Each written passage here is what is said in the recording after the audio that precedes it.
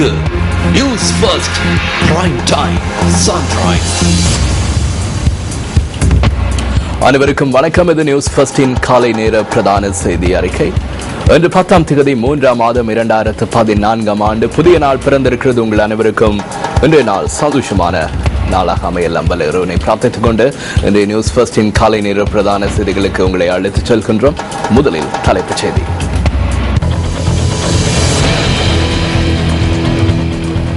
தேசிய சுகாதார வாரம் இன்று ஆரம்பம்.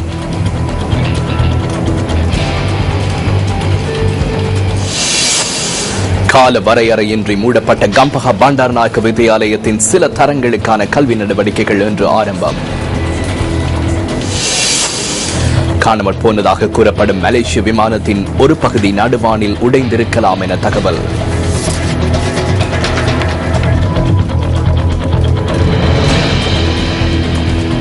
முதலில் எங்களுடைய அவதானம் உள்நாட்டு செய்திகளுக்கு.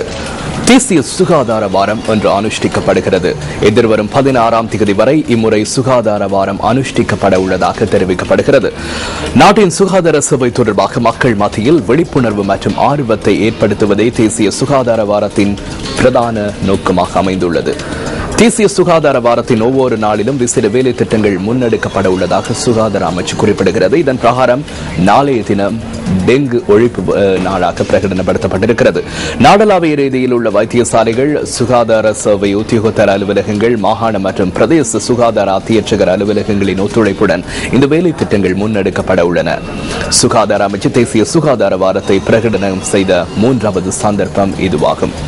இதுவரை எத்தனை சுகாதார வாரங்கள் முன்னெடுக்கப்பட்டாலும் டெங்கு நோயாளர்களின் எண்ணிக்கை குறைவடையவில்லை என சுகாதார சேவைகள் தொழிற்சங்க ஒன்றியத்தின் தலைவர் சமான் ரத்னப்பிரிய சுட்டிக்காட்டியுள்ளார். கொழும்பு மாநகர சபைக்குட்பட்ட பிரதேசங்கள் அடங்கலாக 10 மாவட்டங்களில் உள்ள 30 சுகாதார வைத்திய அதிகாரி பிரிவுகளில் டெங்கு காய்ச்சல் பரவும் அபாயம் உள்ளதாக பிரதி சுகாதார அமைச்சர் லாலி திசாநாயக்க குறிப்பிட்டார். இந்த வருடம் இதுவரையான காலப்பகுதியில் டெங்கு காய்ச்சலால் பீடிக்கப்பட்ட 5000 பேர் அடையாளம் காணப்பட்டுள்ளனர். இவர்களில் 10 பேர் உயிரிழந்துள்ளதாக சுகாதார அமைச்சின் தொற்றுநோய் ஒழிப்பு பிரிவு தெரிவித்துள்ளது.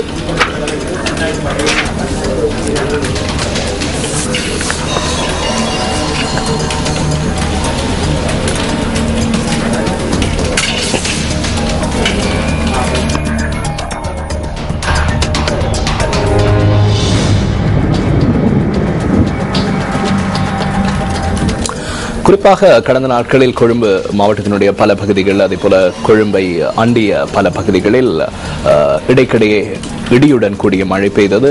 அது கடந்த 2 நாட்களை நோக்கும் போது அது முற்றாக மாறியிருந்தது.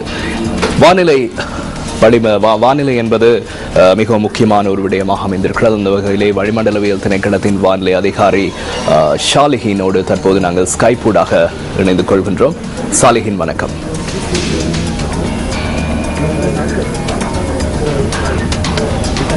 நாடு முழுவதிலும் மழை பெய்வதற்கான சாத்தியக்கூறு மிகவும் குறைவாக காணப்படுகின்றது. இருந்த போதிலும் வடக்கு, கிழக்கு, வடமத்திய மாகாணங்களில் பெரிதளவு மழை பெய்யும். பிற்பகல் அல்லது மாலை வேளைகளில் மத்திய சபரகமுக மாகாணங்களின் சில இடங்களிலும், மேற்கு தெற்கு மாகாணங்களுக்கு இடைப்பட்ட பிரதேசங்களில் சில இடங்களிலும் இடியுடன் கூடிய மழை பெய்யக்கூடும்.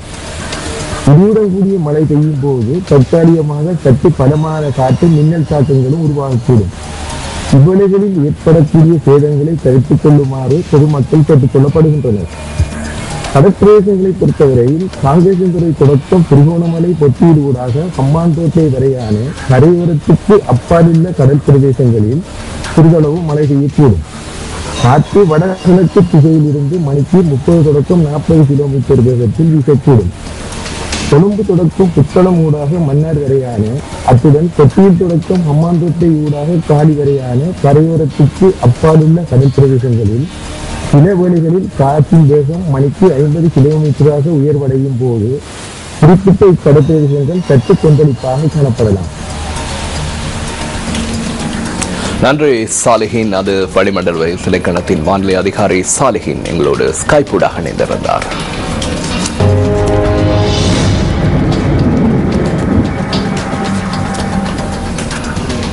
இன்னும் சில உள்நாட்டு செய்திகள். கால வரையறையின்றி மூடப்பட்ட கம்பஹா பண்டாநாயக்க வித்தியாலயத்தின் சில தரங்களுக்கான கல்வி நடவடிக்கைகள் இன்று ஆரம்பிக்கப்பட உள்ளன. அதன் பிரகாரம் 6 முதல் 9ஆம் தரங்களுக்கான கல்வி நடவடிக்கைகள் இன்று ஆரம்பிக்கப்பட உள்ளதாக கம்பஹா வலய கல்வி பணிப்பாளர் SK மல்வாராஜ் தெரிவிக்கின்றார்.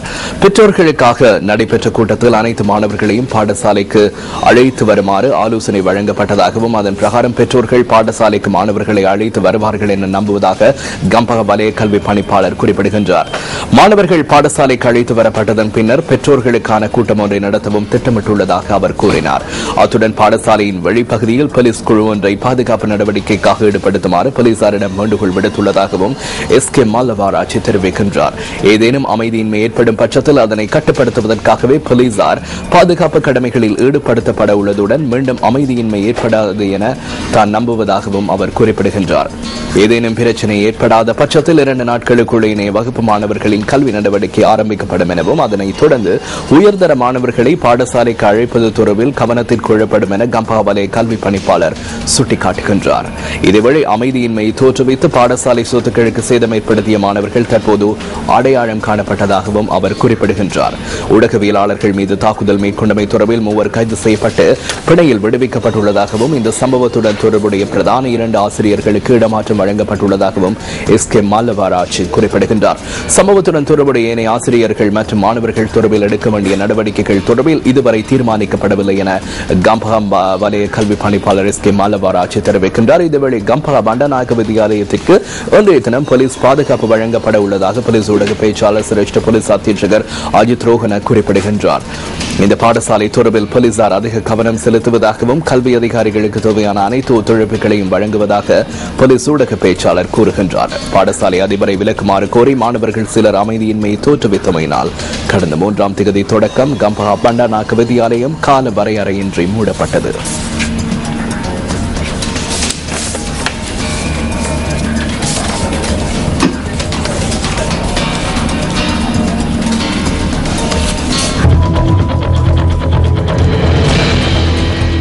மேலதிக கொடுப்பனவை அதிகரித்தல் உள்ளிட்ட 7 கோரிக்கைகளை முன்வைத்து அரச கதிரியக்க தொழில்நுட்பவியலாளர்கள் நாடளாவிய ரீதியில் ஆரம்பித்த சட்டப்படி வேலை தொழிற்சங்க நடவடிக்கை 7வது நாளாக இன்று முன்னெடுக்கப்படுகிறது. தமது பிரதான கோரிக்கைகள் தொடர்பில் சம்பந்தப்பட்ட அதிகாரிகள் இதுவரையில் எவ்வித தீர்வையும் வழங்கவில்லை என அரச கதிரியக்க தொழில்நுட்பவியலாளர்கள் சங்கத்தின் பிரதம செயலாளர் தர்மகீர்த்தி ஹாஃபா தெரிவிக்கின்றார். கடந்த வெள்ளிக்கிழமை மற்றும் சனிக்கிழமை ஆகிய நாட்களில் சுகாதார அதிகாரிகளுடன் நடைபெற்ற கலந்துரையாடல்கள் தீர்வின்றி நிறைவு பெற்றதாக அவர் கூறினார். இந்த தொழிற்சங்க நடவடிக்கை தொடர்பில் நியூஸ் ஃபர்ஸ்ட் வினவிய போது அவர்களுக்கான கொடுப்பனவுகள் தற்போது வழங்கப்பட்டுள்ளதாக சுகாதார பிரதி அமைச்சர் லலித் திசாநாயக்க தெரிவிக்கின்றார். ஒப்பந்த அடிப்படையில் அரச கதிரியக்க தொழில்நுட்பவியலாளர்களை நியமிப்பதற்கான நடவடிக்கை எடுக்கப்பட உள்ளதாக பிரதி அமைச்சர் கூறினார். இதனால் இந்த தொழிற்சங்க நடவடிக்கையை நிறைவு செய்யுமாறு சுகாதார பிரதி அமைச்சர் லலித் திசாநாயக்க அரச கதிரியக்க தொழில்நுட்பவியலாளர்களிடம் கேட்டுக் கொண்டுள்ளார்.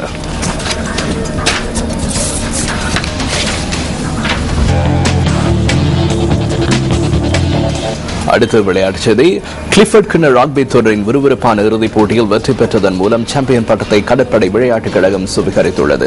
கொழும்பு குதிரை பந்தய திடலில் நடைபெற்ற இறுதிப் போட்டியில் ஹெவ்லாக்ஸ் விளையாட்டுக் கழகத்தை 27-22 என்ற புள்ளிகள் கணக்கில் கடற்படை கழகம் வெற்றி கொண்டது. போட்டியின் முதல் பாதியில் சிறப்பாக விளையாடிய ஹெவ்லாக்ஸ் விளையாட்டுக் கழகம் 19-3 என்ற புள்ளிகள் கணக்கில் முன்னிலை பெற்றிருந்தது. எனினும் 2வது பாதியில் அதீத திறமையை வெளிப்படுத்திய கடற்படை கழகம் மேலதிகமாக 24 புள்ளிகளை பெற்றது. ஹெவ்லாக்ஸ் விளையாட்டுக் கழகத்தால் 2ஆம் பாதியில் 3 புள்ளிகளை மாத்திரமே மேலதிகமாக பெற முடிந்தது. இதன் பிரகாரம் போட்டியின் இறுதியில் 27-22 என்ற புள்ளிகள் கணக்கில் ஹெவ்லாக்ஸ் விளையாட்டுக் கழகத்தை வீழ்த்தி கடற்படை கழகம் சாம்பியன் மகுடம் சூடியது. கடந்த ஆண்டு கிளிஃபர்ட் கிண்ண ராக்பி தொடரில் 2ஆம் இடத்தை பெற்ற ஹெவ்லாக்ஸ் விளையாட்டுக் கழகம் இம்முறை லீக் சாம்பியனான கடற்படை கழகத்திடம் தோல்வி அடைந்துள்ளமை குறிப்பிடத்தக்கதாகும். 2007ஆம் ஆண்டிற்கு பின்னர் தொடர்ச்சியாக 6 தடவைகள் கண்டி விளையாட்டுக் கழகம் கிளிஃபர்ட் கிண்ணத்தை வெற்றிக் கொண்டிருந்தது. எனினும் இம்முறை அரையிறுதிப் போட்டியில் ஹெவ்லாக்ஸ் விளையாட்டுக் கழகத்திடம் கண்டி விளையாட்டுக் கழகம் தோல்வி அடைந்திருந்தமை குறிப்பிடத்தக்கது.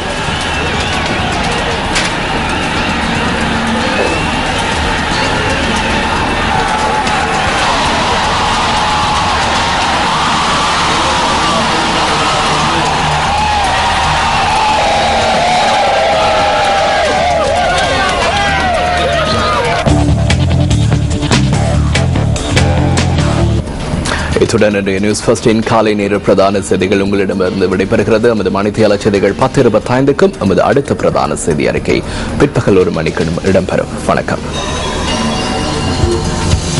Hotline 0114-896-896 www.newsfirst.lk. Feedback at newsfirst.lk.